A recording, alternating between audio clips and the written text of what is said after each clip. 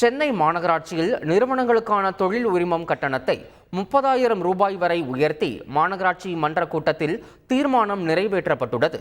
சென்னை மாநகராட்சிக்குட்பட்ட பகுதிகளில் உள்ள நிறுவனங்கள் மற்றும் தொழிற்சாலைகள் மாநகராட்சியிடம் பதிவு செய்வதும் உரிமம் பெறுவதும் கட்டாயமாகும்.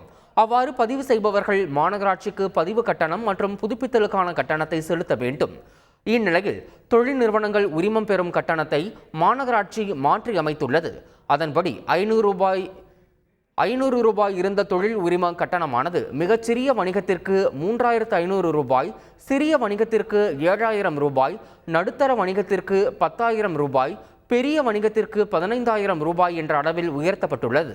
பேக்கரி, மெடிக்கல் கடைகள், முடித்திருத்த கடைகளுக்கு 10,000 ரூபாய் வரையிலும், துணிக்கடைகளுக்கு 15,000 ரூபாய் வரையிலும் உயர்த்தப்பட்டுள்ளது. சினிமா ஸ்டுடியோ, நகைக்கடைகளுக்கு 20,000 ரூபாய் வரையிலும், திருமண மண்டபங்களுக்கு 30,000 ரூபாய் வரையிலும் கட்டணம் உயர்த்தப்பட்டுள்ளது. சென்னையில் தொழில் வரியை 35% உயர்த்த மாமன்ற கூட்டத்தில் தீர்மானம் கொண்டுவரப்பட்டுள்ளது. சென்னை மாமன்ற கூட்டத்தில் தொழில் வரி உயர்த்துவது தொடர்பான தீர்மானம் நிறைவேற்றப்பட்டது.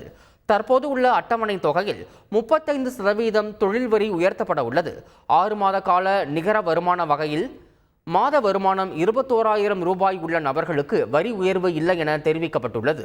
21,000 முதல் 30,000 ரூபாய் வரை வருமானம் உள்ள நபர்களுக்கான வரி 135 ரூபாயில் இருந்து 180 ரூபாயாகவும், 30,000 ரூபாய் முதல் 45,000 ரூபாய் வரை வருமானம் உள்ள நபர்களுக்கு 315 ரூபாயில் இருந்து 430 ரூபாயாகவும், 45,000 ரூபாய் முதல் 60,000 ரூபாய் வரை உள்ள நபர்களுக்கு 690 ரூபாயாக இருந்த வரி 930 ரூபாயாக உயர்த்திட தீர்மானிக்கப்பட்டுள்ளது.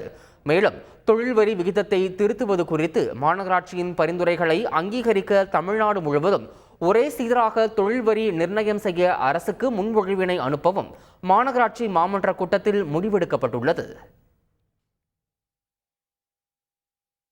சென்னை மாநகராட்சியில் தொழில் வரியை 35% வரை உயர்த்த தீர்மானம் நிறைவேற்றி இருப்பதற்கு அமமுக பொதுச் செயலாளர் டிடிவி தினகரன் கண்டனம் தெரிவித்துள்ளார். இதுகுறித்து அவர் வெளியிட்டுள்ள அறிக்கையில், தனி நபர்கள், தனியார் நிறுவனங்கள், மத்திய மாநில அரசின் ஊழியர்கள் தங்கள் வருமானத்திற்கேற்ப செலுத்தும் தொழில் வரியை 35% வரை உயர்த்தி மாமன்ற கூட்டத்தில் தீர்மானம் நிறைவேற்றப்பட்டிருப்பதாக செய்திகள் வெளியாகி இருப்பதாக குறிப்பிட்டுள்ளார். தனிநபர் தொடங்கி தனியார் நிறுவனங்கள் வரை பாதிப்புக்குள்ளாவதாகவும், சென்னை மாநகராட்சியின் தீர்மானத்தை தமிழக அரசு ஏற்கக்கூடாது என்றும் அவர் குறிப்பிட்டுள்ளார். செய்திகளை உடனுக்குடன் தெரிந்து கொள்ள உடனே சப்ஸ்கிரைப் பண்ணுங்க.